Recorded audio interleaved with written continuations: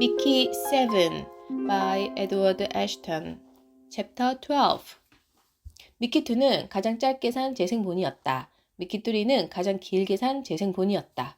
원에게 일어난 일에 무뎌지기까지 시간이 꽤 오래 걸렸다. 첫 키스는 평생 기억에 남는 법이니까. 첫 죽음 역시 절대 잊혀지지 않는다. 그리고 태어난 그대로의 몸으로 내가 경험한 첫 번째 죽음은 트라우마를 남기기에 충분했다. 투의 죽음은 그로 산 삶이 짧았던 만큼 크게 상처를 받지 않아도 됐다. 하지만 감압 때문에 몸이 폭발할 것을 알면서도 헬멧 잠금 장치를 직접 푸는 게 낫다고 생각할 정도로 끔찍한 죽음을 맞이했다는 사실만으로도 마음이 무거워졌다.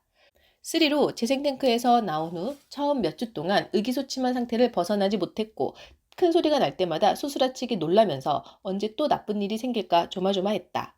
그래도 시간은 변함없이 흘렀다. 몇 주가 몇 달이 되고 몇 달이 덧없는 1년이 되었다. 나쁜 일은 일어나지 않았다. 우습지만 갑작스럽고 폭력적인 죽음을 기다리며 사는 것도 결국에는 지루해졌다. 역사에 관심 있던 내가 실패한 개척지 역사에 병적으로 관심을 쏟기 시작한 것이 그쯤이었다. 우주선 도서관에 개척민의 사기를 저하시킬 만한 이런 정보가 보관되어 있을 리가 없다고 생각하겠지만 현실은 반대였다. 학교에서는 실패 사례를 가르친 적이 없었다. 선동이라고까지 하고 싶지는 않겠지만 생물학에서는 역사, 물리학까지 모든 주제는 다이아스포라가 얼마나 고귀했는지, 얼마나 중요했는지와 연관되어 있었고 직접적으로 적혀 있지는 않았지만 우주로 뻗어나가겠다는 인류의 의지가 끊임없는 성공을 이뤄냈다는 암시를 담고 있었다. 그래서 지난 1000년간 성공한 사례만큼이나 실패한 노력도 많다는 사실을 알고 놀랄 수밖에 없었다. 드라카 같은 우주선을 타고 여정을 시작할 때 사람들은 여정의 끝에 뭐가 있는지 전혀 알지 못한다. 반물질 물리학에 따르면 반물질은 충분한 양이 모여야만 동작하고 생산이 엄청나게 어려울 뿐만 아니라 비용도 많이 든다. 따라서 개척 우주선 발사 전에 생존 가능성이 있는 별 여러 개의 무인 탐사선을 보낼 수가 없다. 자신들이 가진 시스템으로 관찰한 결과를 바탕으로 결정을 내릴 수밖에 없다. 예를 들면 미르가르드를 떠날 때 우리는 G형 주계열 항성으로 향하고 있다는 사실을 알았다. 그리고 이 항성 주변으로 비교적 작은 바위 덩어리 행성이 적어도 3개 있다는 것, 그리고 그중 하나가 골디락스 존 바깥쪽 경계에 걸쳐 있다는 사실도 알았다. 목적지 행성의 대기에 수증기와 산소가 있다는 사실을 알았고 그 사실을 바탕으로 어떤 형태든 생명체가 살 것이라고 추론하게 되었다. 솔직히 우리 예상은 거기까지였다. 미르가르드와 니프라임은 그렇게 멀리 떨어져 있지 않은 데다 시간이 지나며 관측 능력이 점점 발전했기 때문에 우리는 과거 어느 우주선보다 목적지에 대해 더 많이 알 수 있었다. 내가 찾은 최단시간 실패 기록은 약 100년 전 애셔월드에서 출발한 개척지 우주선의 기록이었다. 애셔월드는 인류 역사상 가장 먼 우주에 세워진 세계였고 그 지역에는 별들이 얇게 퍼져 있었다. 그들은 20광년 떨어진 곳에 있는 행성을 목적지로 삼았다. 개척지 우주선이 갈 수 있는 가장 먼, 어쩌면 그보다도 먼 거리에 있는 행성이었다. 그들이 마침내 감속 연소를 마칠 때쯤 출발 당시 성인이었던 개척민들은 늙고 지치고 오랫동안 굶주린 상태였고 우주선은 거의 와해되기 직전이었다. 안타깝게도 그들의 목적지는 예측한 궤도에서 벗어나 있었다. 실제 위치는 항성과 약간 더 가까웠다. 대기 중 산소 흡수 스펙트럼을 목격하고 잘못된 결정을 내렸던 것이다. 행성에 산소가 있기는 했지만 액체 형태의 물은 찾을 수 없었는데 표면 온도가 너무 높아서 액체 형태의 물이 지표면에 머물 수 없었기 때문이다. 이론적으로 그럴 수가 없지만 우주는 불가사의한 공간이고 현실이 그렇다면 받아들일 수밖에 없다.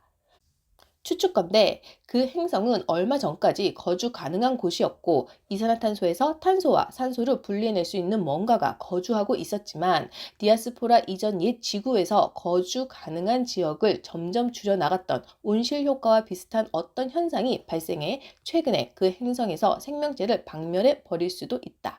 만약 그렇다면 그들은 아직 다른 성분과 결합되지 않고 대기 중에 남아있던 잔류산소를 측정한 셈이다. 100년쯤 테라포밍을 하면 불가능을 가능으로 바꿀 수 있었을지 모른다. 하지만 그들에게 100년은 사치였다. 우주선 상태를 생각하면 10년도 버티기 어려웠다. 그래서 그들은 자신들의 조사 결과를 고향 행성에 전달하고 우주선을 안전 궤도에 올린 다음 취하고 싶어하는 사람들을 전부 취하게 만들고는 에어로크를 열어버렸다. 미키2 이야기를 들어 이미 알겠지만 감압에 의한 폭발은 재미없지만 적어도 빨리 끝난다. 자료를 읽다 보니 미키2가 떠올랐다. 그 이후로 거의 한 달을 우주 끝 저 어딘가에 정신을 두고 온 사람처럼 지냈다. 정신을 차리게 해준 사람이 나샤였다. 물론 히멜 스테이션에서 나샤를 본 적이 몇 번 있었다. 200명이 채 안 되는 사람들과 함께 거대한 깡통 속에 갇혀 있으면 얼마 지나지 않아 200명을 모두 마주치게 된다. 하지만 그녀에게 말을 걸어본 적은 없었다. 드라카의 다른 사람들에게 말을 걸지 않는 이유와 같은 이유였다. 사람들은 나와 아무것도 하고 싶어 하지 않았고 그에 대한 보답으로 나 역시 그들과는 아무것도 하고 싶어 하지 않았다.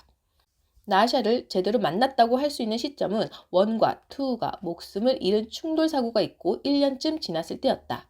그때쯤 우주선은 광속에 살짝 못 미치는 속도로 진공 상태를 관성 비행 중이었고 무중력 상태에서 적은 배급량으로 근근히 배를 채우며 지루함에 몸부림치고 있었다.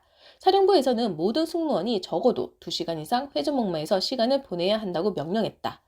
착륙했을 때 뼈나 근육이 잘 작동하도록 하기 위해서라고 했지만 실제로는 단조로운 일상을 견디다 못해 서로 죽고 죽이는 사태가 일어나는 것을 막기 위한 게 아닌가 싶었다.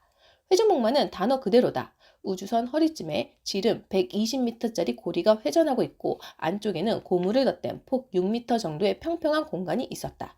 고리는 분당 3회 회전하는데 표준 중력의 반 정도를 느낄 수 있을 만큼 빠르고 코리올리 효과로 인해 먹은 것을 올리지 않고 똑바로 설 수 있을 만큼 느린 속도다.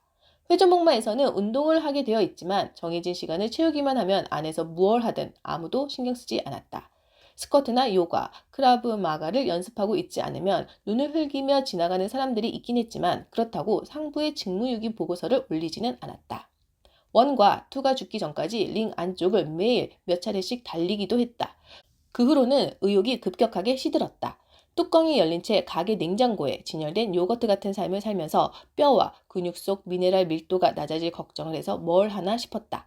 그래서 회전목마로 태블릿을 가져가기 시작했고 스쿼트에 미친 사람들에게 가능한 멀리 떨어진 곳에서 자리를 잡고 벽에 기대앉아 다른 상륙거점 개척지에 관한 자료를 읽었다.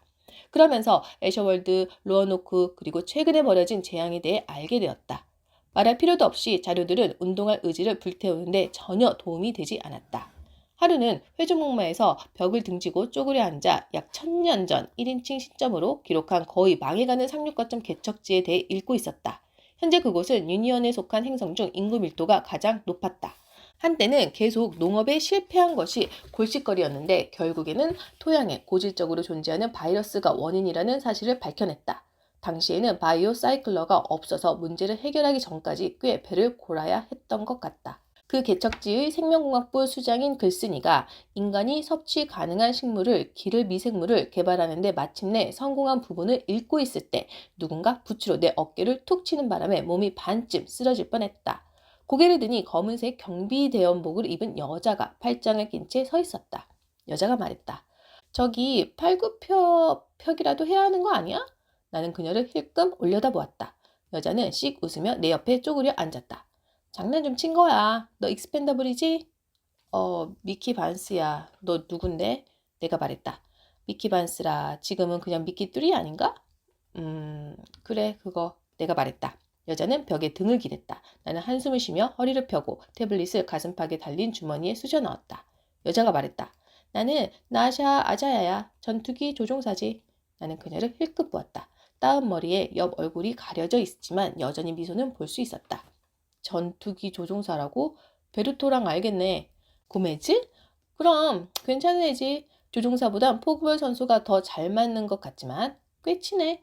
나는 웃었다. 틀린 말은 아니야. 목적지에 도착해서 어떤 직업이 더 필요할지는 모르겠지만 여자는 내 쪽으로 몸을 기울였다. 이 임무에서 전투기 조종사가 얼마나 중요한지를 의심하는 건 아니지? 뭐 조금은 상륙거점 개척지에 조종사가 그렇게 많이 필요한가 싶기도. 그러니까 공군이 있는 행성에 착륙하는 것도 아니잖아? 나샤 입꼬리가 올라갔다. 모르는 일 아닐까? 전에 없었다고 해서 앞으로도 없으리라는 법은 없잖아? 너희 둘밖에 없으니 작은 공군이겠다. 그치? 그녀는 웃음을 터뜨렸다. 상관없어. 내가 능력이 좀 되거든. 그래, 물론 그렇겠지. 우리는 아무 말 하지 않고 앉아 있었다. 다시 태블릿을 꺼내야 할지 아니면 일어서서 자리를 떠나야 할지 고민하는데 나샤가 고개를 돌려 나를 바라보았다. 나도 그녀를 마주보았다. 그녀는 얼굴에서 미소를 거두고 눈을 가늘게 떴다. 눈동자는 색이 진해서 검은색에 가까웠다. 나샤가 입을 열었다. 그런데 죽는 건 어떤 기분이야? 나는 어깨를 으쓱했다. 태어나는 거랑 같은데 순서가 반대야. 와, 멋진 답변이네. 너 좀비치고 좀 귀엽네? 그녀가 미소 지었다. 고마워. 수분크림을 많이 바른 덕분이야. 나샤는 내 손에 손을 갖다 대더니 한 손가락으로 팔뚝을 쓸며 말했다. 그런 것 같네. 미소가 장난기 어린 주파로 변했다. 정말 그런 것 같아. 잠시 후 우리가 반쯤 옷을 벗은 채 캄캄한 내 방 침대에 뒤엉켜 있는데 나샤가 문득 말했다. 있잖아, 나는 유령 사냥꾼은 아니야. 그날 처음 들었지만 앞으로 계속 듣게 될 단어였다. 내가 말했다. 유령 사냥꾼? 응, 알지. 나는 나샤의 다음 말을 기다렸다. 하지만 그녀는 손으로 내 등을 쓸며 내가 살짝 움찔할 정도로 세게 귀를 물기만 했다. 아니, 몰라. 그럼 나탈리스트들이 우주선에 한가득 타고 있는 건 알지? 나는 눈살을 찌푸렸다. 그럼 알지. 내가 거의 혼자 지내는 이유 중 하나야. 그게 네가 혼자 지내지 않았으면 하는 사람들도 있어. 나는 몸을 뒤척이며 우리의 이마가 서로 닿도록 돌아 누웠다. 뭐라고? 나샤가 내게 키스했다.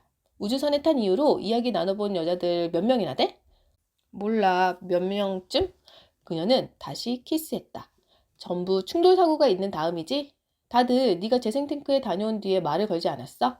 나는 아무 말도 하지 않았다. 그녀는 이미 답을 아는 눈치였기 때문이다. 걔네들이 유령 사냥꾼이야.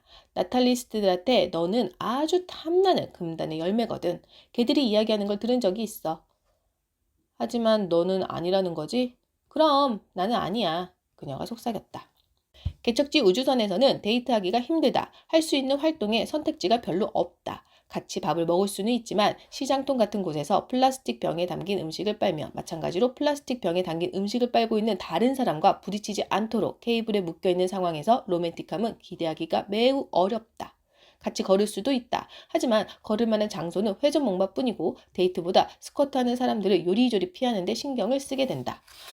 밖이 내다보이는 장소로 가서 별을 구경할 수도 있지만 나로서는 우주선 선체를 따라 고에너지 양자가 이동한다는 생각을 떨치기가 힘들었고 만약 필드 생성기 유닛에 다시 한번 문제가 생긴다면 내가 무슨 일을 당하게 될지 자꾸 생각하게 되었다. 외상 후 스트레스 장애로 공황 상태에 빠지는 것도 역시 로맨틱한 분위기와는 거리가 멀다. 그래서 보통은 섹스를 했다. 그렇지 않을 때는 대부분 이야기를 하며 시간을 보냈다. 나샤에게는 사연이 있었다. 그녀의 부모님은 이민자였는데 이주하는 데 드는 막대한 비용과 시간을 생각하면 상륙거점 개척지 정착민을 제외하고 유니언 내에서 이민을 다닐 수 있는 사람은 없었다. 나샤의 가족은 30년 전 난민 신분으로 잃어버린 희망을 타고 미르가르드에 도착했다. 그들은 새로운 희망이라는 미르가르드에서 가장 가까운 이웃이자 행성 주민들끼리 살육전이 일어나 폐허가 된 행성 출신이었다. 미르가르드 같은 곳에서 이민자를 함부로 대했을 리가 없다고 생각할지도 모르겠다. 오갈 데 없는 신세가 된 난민 몇백 명을 들인다고 공간이나 자원이 부족한 것도 아니었으니까. 하지만 여러분이 틀렸다. 인간은 배타적이고 이민자 대부분의 피부색이 미르가르드의 원주민보다 약간 어둡다는 사실은 둘째치고 난민들이 쓰는 사투리만으로도 그들을 따돌릴 이유는 충분했다. 그들이 미르가르드에 온 지 한 달이 채 되기도 전에 누가 썼는지 알 수 없는 기사가 피드에 올라오기 시작했다. 기사에서는 이민자들이 새로운 희망 행성을 집어삼킨 광기를 미르가르드에도 퍼뜨릴 것이며 그들이 사회적 정치적으로 미르가르드에 융화될 수 있도록 허락한다면 미르가르드 역시 새로운 희망과 같은 운명을 맞게 될 것이라고 했다. 정부는 이민자들에게 기본소득을 배정하고 살 곳을 지정해 주었지만 이들이 멀쩡한 직업을 찾는 것은 처음부터 불가능한 일이었다. 상륙한 지 2년이 지나고 20명 남짓 되는 이민자들이 농성을 시작했고 농성은 곧 시위가 되었다가 작은 폭동으로 바뀌었다. 그 후에는 이민자 자녀가 일반 학교에 들어가는 것조차 녹록지 않게 되었다. 즈음 나샤가 태어났다. 나샤는 어린 시절에 대해 거의 이야기하지 않지만 그녀가 무심결에 비쳤던 단편들로 미뤄보면 꽤 힘들었던 모양이다. 그래도 왜 비행사 교육을 받게 되었는지는 솔직하게 이야기해 주었다. 어릴 때부터 이런 임무가 있으리라는 것을 알았고 우주선에 타고 싶었다고 했다. 연구와 관련된 진로를 택했다면 우주생물학 박사가 되었겠지만 그럴 수 없었고 경비대나 사령부의 연출도 없었다. 하지만 전투기 조종사는 될 수 있었다. 새로운 희망 사람들이 그나마 살상에는 소질이 있다고 여겨진 덕분이었다. 나샤의 해먹에 뒤엉켜 누워있던 어느 날 밤 그녀가 말했다. 미르가르드는 내 고향은 아니었어. 앞으로도 아닐 거고. 하지만 지금 우리가 가는 곳은 다 괜찮을 거야. 하얀 모래사장이 있고 따뜻한 바람이 부는 곳일 거야. 잡아먹힐까봐 걱정할 필요도 없는. 내가 장담했다. 뭘 믿고 그런 얘기를 했을까? 마침내 메인 엔진을 끄고 니프라임 주변 궤도에 진입하기 위해 이온 추진 모드를 실행했을 때 나는 20명에서 30명 정도 되는 사람들과 나샤와 함께 우주선 앞쪽에 있는 휴게실 공간에 있었다. 그때까지는 엔진 불꽃에 가려 새로운 보금자리를 볼 수 없었기에 목적지를 마침내 볼 수 있게 되자 모두 흥분한 상태였다. 오큘러에 자유낙하 경고가 표시되었고 30초 후에 몸이 무게감을 잃고 바닥 위로 둥둥 뜨게 되었다. 1분쯤 지난 후 개척지 건설을 위해 8광년을 건너오도록 만든 행성의 이미지가 벽면 메인 스크린에 나타났다. 앞쪽에 앉은 누군가가 환호성을 지르려고 했다. 하지만 환호성은 입 밖에 나오기도 전에 사그라졌다. 우리가 무엇을 기대했는지는 모르겠다. 초록빛 대륙과 파란색 바다, 도시의 불빛.